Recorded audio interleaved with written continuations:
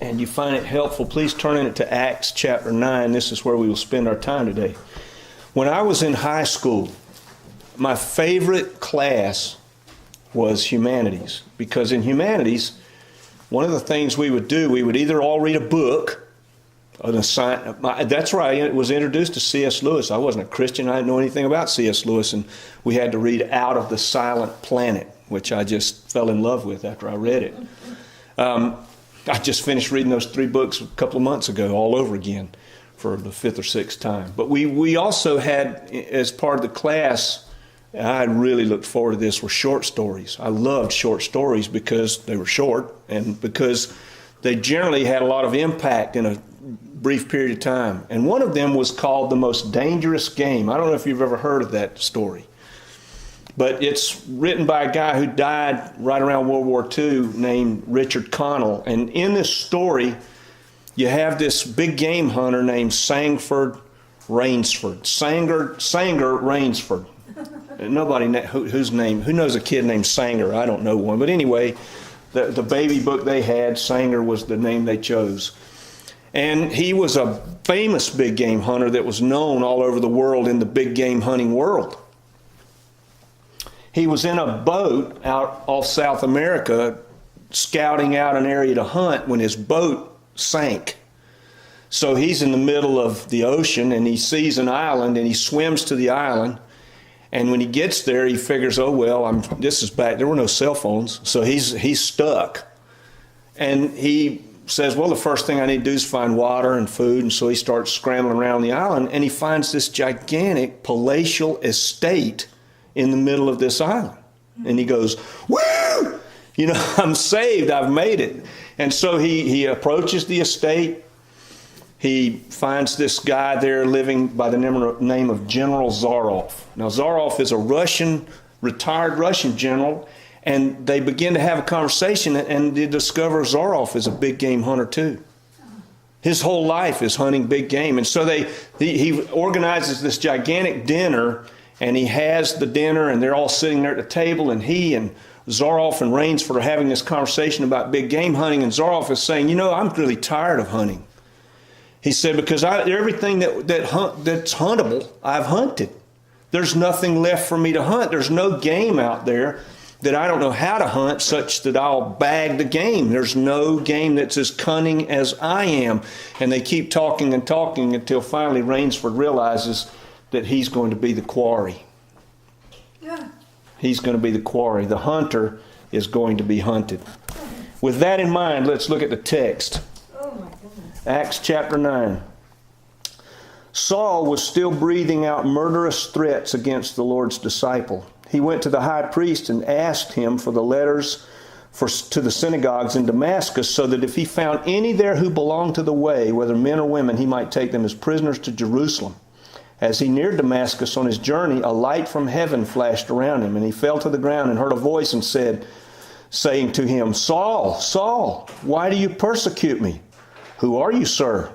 Saul asked. I am Jesus, whom you are persecuting, he replied. Now get up and go into the city, and you'll be told what you must do. The men traveling with Saul stood there speechless. They heard the sound, but they didn't see anybody. Saul got up from the ground, but when he opened his eyes, he was blind. So they led him by the hand into Damascus, and for 3 days he was blind and neither ate nor drank anything. The most famous conversion story in the whole Bible, in all of history, really. How many times, even for those who don't have anything to do with Christianity at all, will say you've had a Damascus Road experience where you've been changed in your thinking in some very dramatic and sudden way. Saul is the hunter, and he's going from house to house. He's acquired these papers that are going to allow him to go into Damascus and drag people out of their homes. Now, there's a couple of things that are very significant about this. There are a couple of things significant that I'd like to point out. They're important to me. One of them is, this is really early. This documentation about what happens to Paul, almost all the scholarship that I could acquire, nobody dates this past 2 years beyond the resurrection. So you're talking about a very early report here with regard to what's happened to Paul. He is going to be converted within either a few months or under 2 years of the resurrection of Jesus. That's very, very significant. He is an archetypical Semite. Now, if you know anything about the Semitic people groups, one of the things that they are is they are relentless. I mean, if they have a mindset towards something, especially something to do with history, they are relentless and they will not stop. I mean, we look over at Israel and we see from Gaza the Hamas lob a rocket over into southern Israel. We think that's terrible. And then Israel sends airstrikes and they bomb Hamas. And this goes on. Well, you can trace that exchange going back for 3,000 years. And the reason they're still doing that is because history does not die for them. They see 3,000 years ago, you took our land. And that's what they're fighting over. And they're still fighting over it. Well, just extrapolate that mindset into Paul. And there are reasons why this is going on the way it is in Paul's life. His zeal is such that you're not going to reason with him. There's no reasoning with Paul. How many of you in the room have seen the Terminator movies? Oh, yeah. What's a term? I knew you hadn't, Ed. I didn't even question that. If you don't like science fiction, you've never seen them. The Terminator movies are all about these robots that are programmed to do certain things, whether it be to protect somebody or assassinate somebody, and no matter what happens, they will not stop. They just keep going. They're going to carry out that program. Well, Paul was exactly like that. He was just like the Terminator. He is going to go into Damascus, and he's going to drag people out according to these papers that he's got in his hand. He is like I say this totally convincingly. I think it convinces me. He's like the terrorists on 9/11. He's a jihadist. He is on a holy war. And he is not going to be talked out of it for any reason. When somebody is convinced of the rightness of their cause, and that cause becomes transcendent to them, there's no more reasoning with them. They are going to carry out whatever it is they feel called to do. Now, Becky and I were driving back from church Wednesday night. And Becky said, you know, why was Paul so upset? That's a good question. That's my wife that asked that question. Isn't that exciting? That's a good question. All right, you have to know a little of Jewish history here for this to make sense. That's a good question. Why would Paul be so convinced of the rightness of his cause that he's going to pursue people? Can you imagine Saul, I should say, is going into people's homes, breaking in their children in some of these homes and dragging the parents out while these terrified children watch. They don't know what's going on. That's what he's doing. It's a pretty serious thing he's doing. Why would he do it? You have to know something about Judaism here, and it's really important, this history. We are in the time of Saul. This is roughly 31 or 2 AD, according to the calendar. We are 150 years removed from the time of Antiochus Epiphanes and the overrunning of Jerusalem. Antiochus Epiphanes and several of the Greco-Roman officials at the time came in and they set up an image of Zeus in the temple. They sacrificed pigs on the altar in the temple. They desecrated the Jewish temple. Well, that made the Jews really mad. So they assembled around the people known as the Maccabees, Jonathan and his brothers, an army. And it took years for them to drive what they saw as the Gentiles out of the temple and to re-sacralize the temple. And the way they did that was, once they took the temple, they put candles in the windows all around the temple, and now you have Hanukkah, the Feast of Lights. That is an intertestamental feast. That's not an Old Testament feast. We're 150 years from that. Now, that only tells half the story. That's half the story. One Wednesday night, we were in here, and I had as the assignment for us to read Deuteronomy chapter 28. And I would encourage everybody in this room, if you want to understand why Paul feels this way, to go and read Deuteronomy 28. The first 14 verses tell you what God is going to do to bless the Jews if they obey. Moses says, here's what will happen. If you obey, these are all the blessings God will give. Rain, and crops and fertile livestock, and your families will be blessed, all of that. For 53 more verses, he tells the Jews what's going to happen if they disobey. And it's terrible. I mean, you really ought to read it for yourself, because you can capture then. You see, Saul believes Deuteronomy 28. So these people meeting on the porch of the temple, in Saul's mind, are going to bring the curses of God onto the Jews. He's got to stop them. If I don't stop them, Yahweh is going to curse us. It says in verse 15 of Deuteronomy 28, I wrote it out because I want to be able to read it to you. But it shall come to pass, Moses says, if you will not listen to the voice of Yahweh your God, to observe all of his commandments and his statutes, which I command you this day, that all these curses will come on you and overtake you. And for 53 verses, you see the curses. Saul is serious about this. He's not doing this because he just hates Christians. The people in the Sanhedrin inside the temple weren't doing what they were doing. They didn't drive them off the porch because they just didn't like Peter. They are doing this because they don't want to see God curse their nation. That's the tension. And the reason is they don't understand that what's happening on the porch completes their nation. They don't get that. Saul the hunter is being hunted, but he doesn't know it. But there are clues. There are clues. Can I just for a diversion here for a moment, let me just say something to you about evil. Evil is nothing in itself. Did you know that? Evil is nothing in itself. Evil can only be a parasite on the good. Good can exist without evil, but evil cannot exist without good. Now think about this for just a moment. Take a person just take somebody out of the news like a Jeffrey Dahmer. Jeffrey Dahmer killed people, brought them into his home, killed them, cut them up, and then put them in a refrigerator for later. Dozens of people. They don't even know how many. They guess. People that have been missing for years, they say, well, maybe he got them. They don't know. Evil is a parasite to good. You know how we know that? Because Jeffrey Dahmer derived pleasure from what he did. Pleasure is good. Pleasure is a gift from God to all of us. You sit down to a nice meal when you're hungry, it's good. You're with somebody you care about, holding hands or whatever you're doing, it's good. You're out with a friend catching fish, it's good. You enjoy playing sports, whatever we do, these pleasures, they are wholesome, they're good. Jeffrey Dahmer derived pleasure from what he did.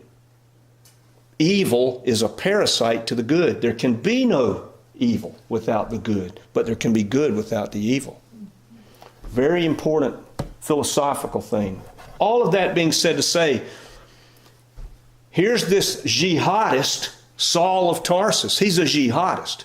I guarantee you that Saul found himself very fulfilled in going out and arresting these Christians. He thought he was doing God's work. That's fulfilling. Ask anybody who is doing something for the Lord, and they'll tell you there's nothing more fulfilling in their life than doing that service. I'm sure Saul got some pleasure from it. But in the text, you see something. Jesus says to Saul, how long will you kick against the prods or the goads? We all know what a goad is. Everybody knows. Saul was not struck out of nowhere on the Damascus road. This was a long time coming. And I'll guarantee you it started with Stephen. Saul holding the coats, he saw Stephen go down under the hail of stones. And he heard what Stephen said. He saw how Stephen took that death. He remembered that. And I promise you this, that wasn't the only goad. If you read Paul, subsequent to his conversion carefully, you see that he deeply feels the wrong that he's done.